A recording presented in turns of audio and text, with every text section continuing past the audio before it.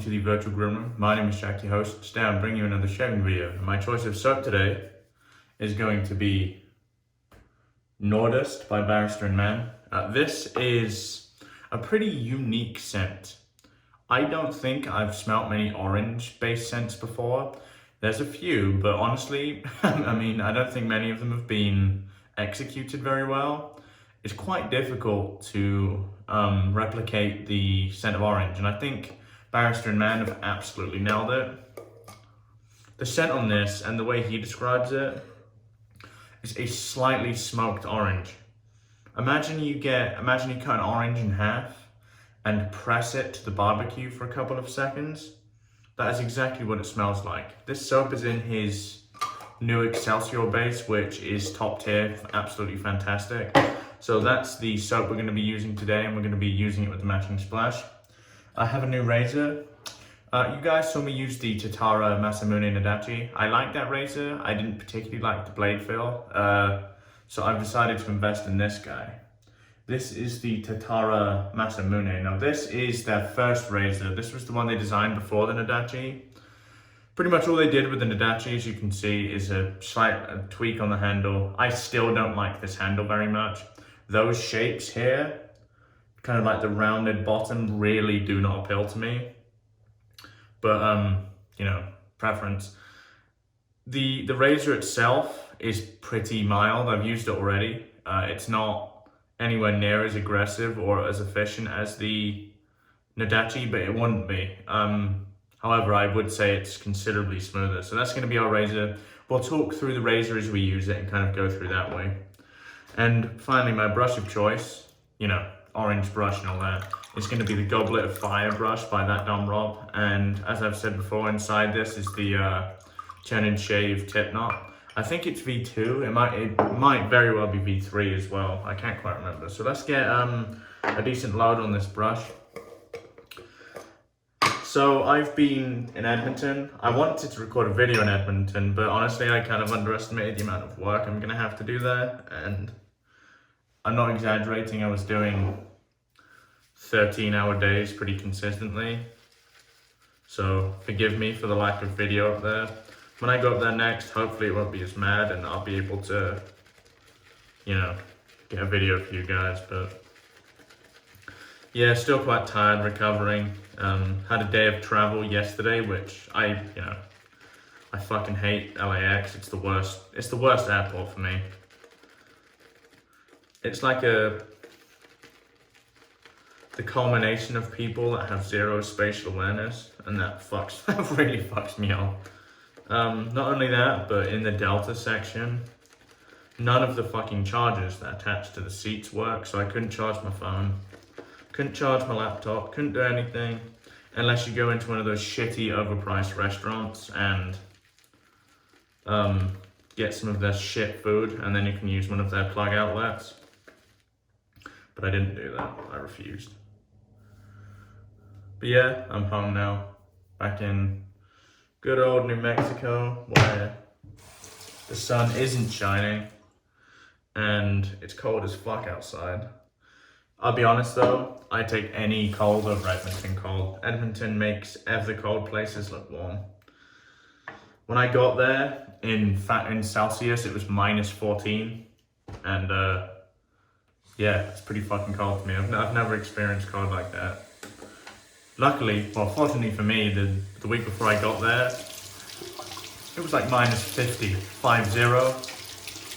How does that happen? Let me wet my face and we'll get to lathering up.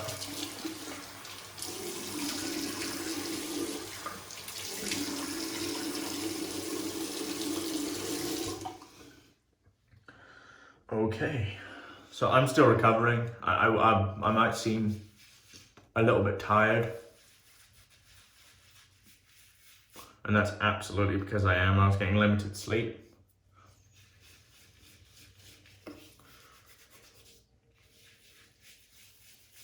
Anyone that's waiting on an order from Carve, trust me, we're working on it.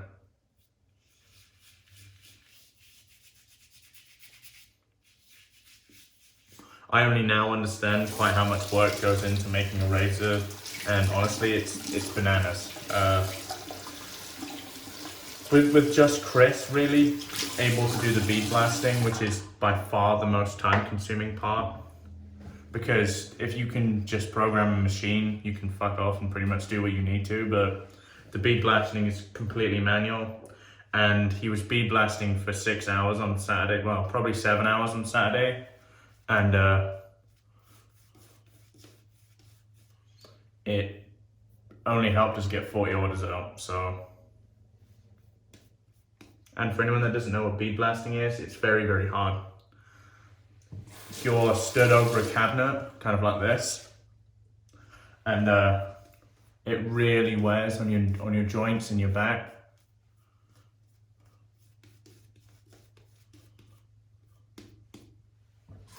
Okay, this Excelsior base is absolutely phenomenal, and I know it is. I've used it a few times. It's definitely in the same vein as like a Talbot shaving for me, in the sense that it's just easy to use.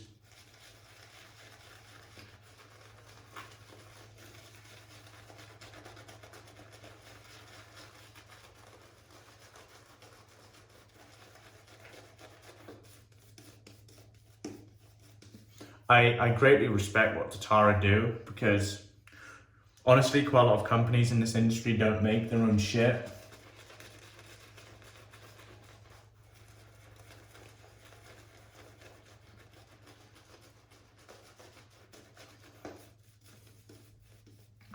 The fact that Tatara do, they deserve some respect. Because making and selling your own stuff is challenging.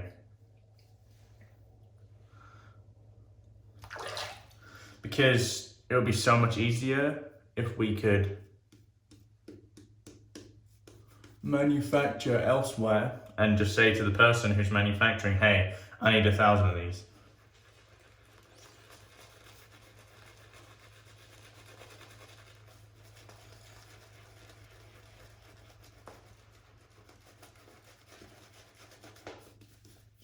But over time, we've had to develop the infrastructure for them. The razors, I mean. And it's improving very, very rapidly. I mean, honestly, from the start of the stainless release, things like the passivation issues we had, it's very much, I mean, we're definitely over that now. We're actually at the point where manufacturing's outgrown the finishing a little bit. So Chris is designing a robot. Chris Kirchin, although he makes your razors, he has an engineering background and robotics design. I've seen the draft of the robot and it's absolutely doable. It might take a few weeks to implement, but honestly it's needed because of the amount of time we can spend bead blasting. Deburring, bead blasting, is a lot of work.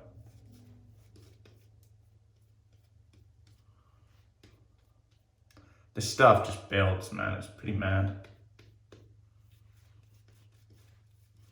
I wouldn't say I loaded for that long either, but I mean, it's building this really thick, dense lather.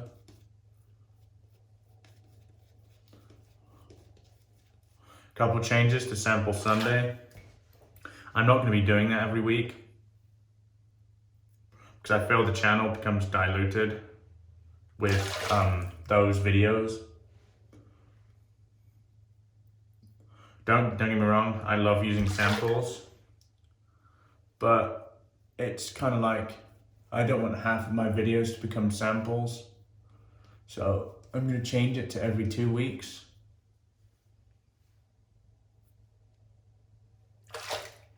And kind of go from there.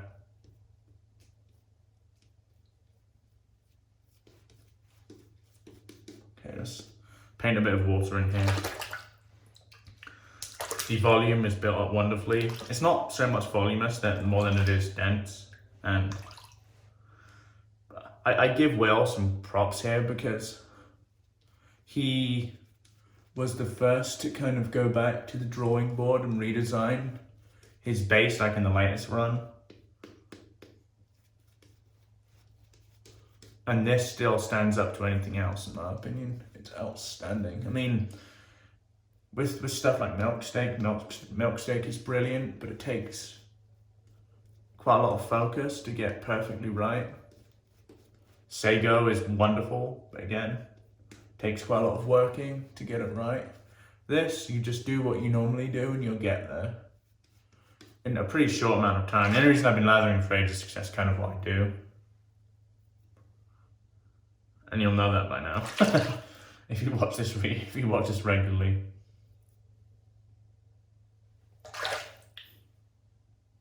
I can tell you something for sure though, I'm fucking knackered. Very tired. Ow.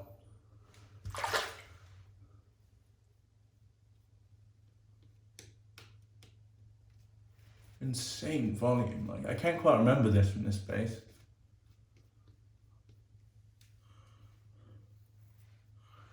Again, I keep using the term volume, but it's not volume, it's density. It's just very, very dense. You can feel like this amazing, like, protective slickness. I've got some badass samples on the way, so I will be using those. I won't be using those for Sample Sunday because I think they deserve a video of it, like an actual video of their own.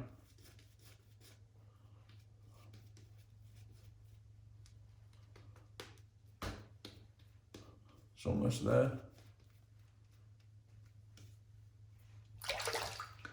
So all I do here is kind of just sprinkle water onto the sides of the brush.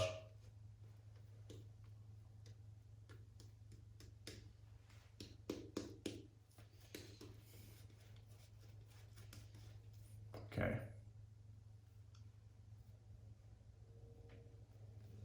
I'll do.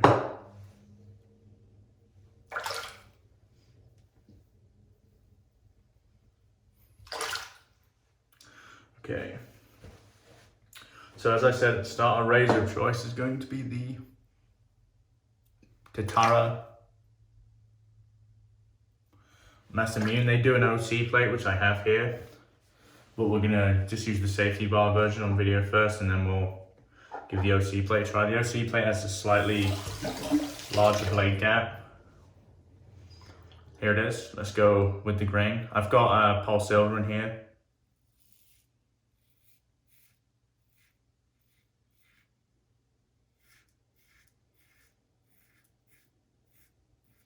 So I've come to the conclusion, I don't think it's blade gap.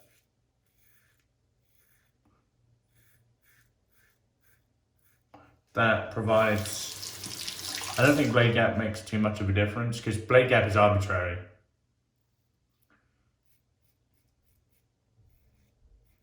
And I'll explain what I mean by that. Blade gap is only relevant to the head geometry it's in.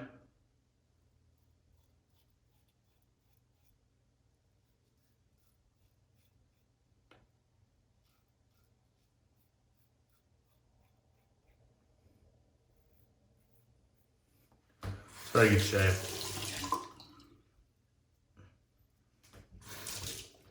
Is it as good as the carve?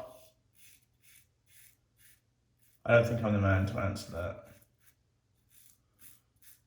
Is it very good though? Absolutely.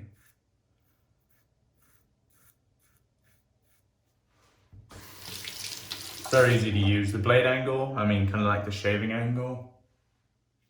Very intuitive.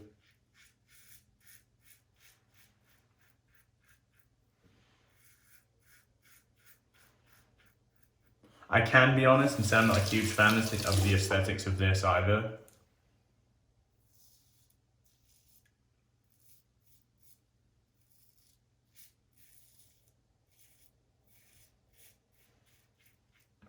I think what makes all the difference of a smooth versus not smooth shaver is blade clamping. Does that razor allow for close control of the edge of the blade? Because from my perspective, there are so many razors people love that have considerable amounts of blade chatter. They don't notice that it's blade chatter, and what they call it instead is they call it feedback. Do you hear how that feedback is solid here? There's no, it doesn't sound like I'm scraping toast. That's because this razor has good blade clamping. The scraping toast sound is obviously the removal of whiskers, but what it also is, it's the blade subtly vibrating, otherwise known as blade chatter. And I think blade clamping makes all the difference.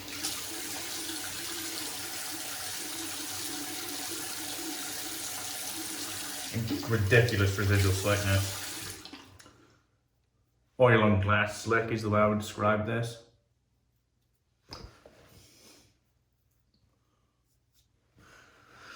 Oh man, this is a needed one.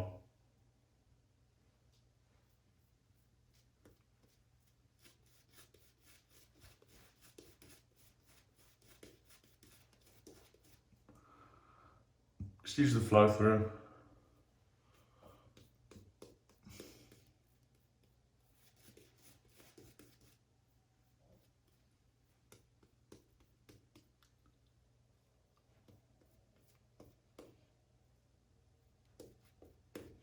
I saw Kevy Shaves use that new Sovereign base by Phoenix and Bow. I have a sample of that on the way. I really look forward to using that. Judging by the ingredients, they have super fatted that soap out to the max.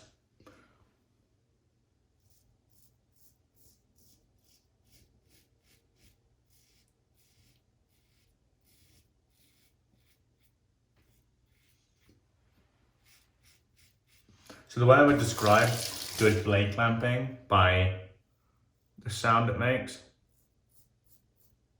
it just sounds like a swoosh. It doesn't sound like...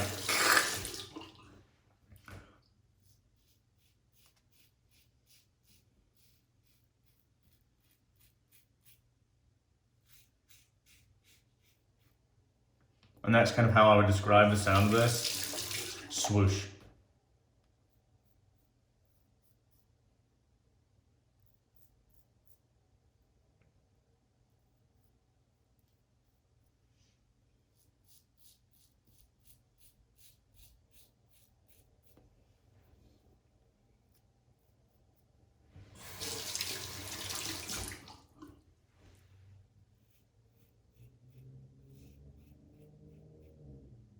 Very nice.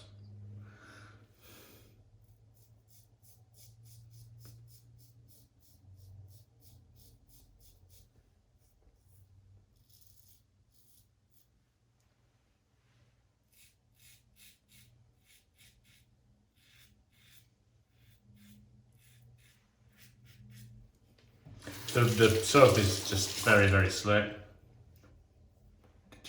I reference this in almost every video because of the soaps I often use, but that kind of like fatty residual slickness, kind of that sticky ingrained slickness to your skin is a must for me.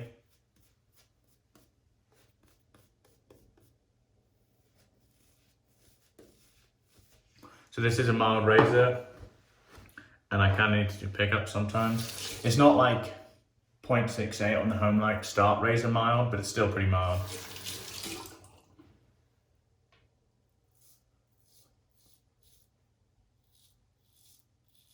The way I would describe it is kind of like the lower end of what I would often use.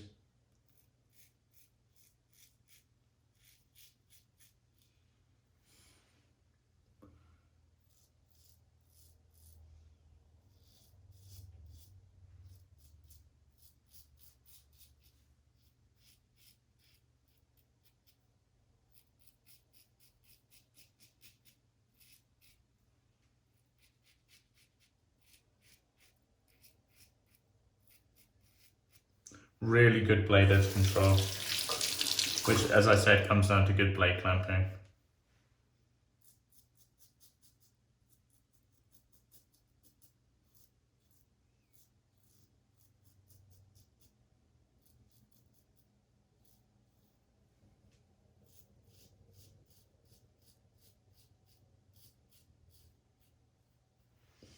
Great shave.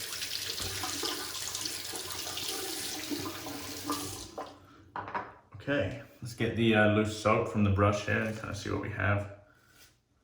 It's a decent amount.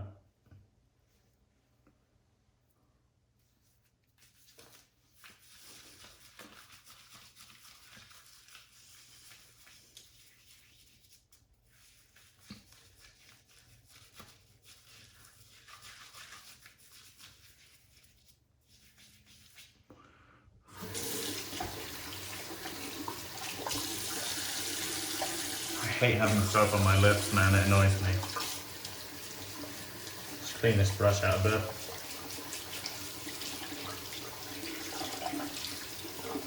So I had, a good while ago now, I had Melton kind of bring this knot up a bit because it was just too stiff. Now it has like this really wonderful splay.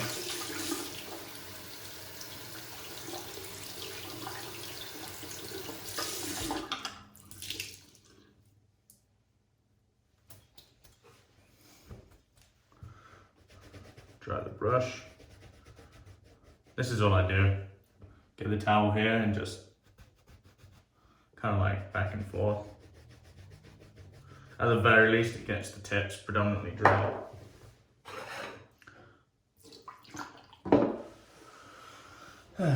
Okay. Put the soap over there in just a sec.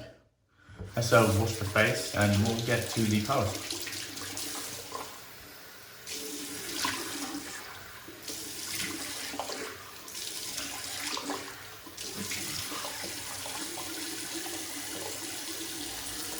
Oh man, Barrister and Mann, how I love thee. So the cold water in Edmonton makes my cold water look warm. It wakes you up. I can tell you that, like if you're shaving in the morning and you splash that shit on your face, it's like, whoa.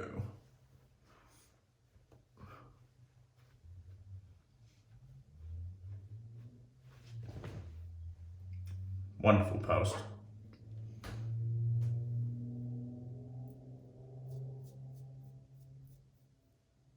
Wonderful post shave.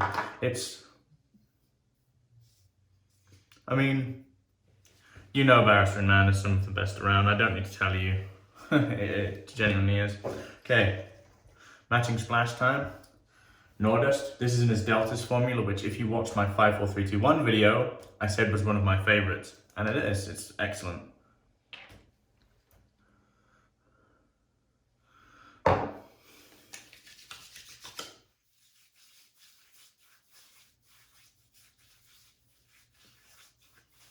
Zero burn.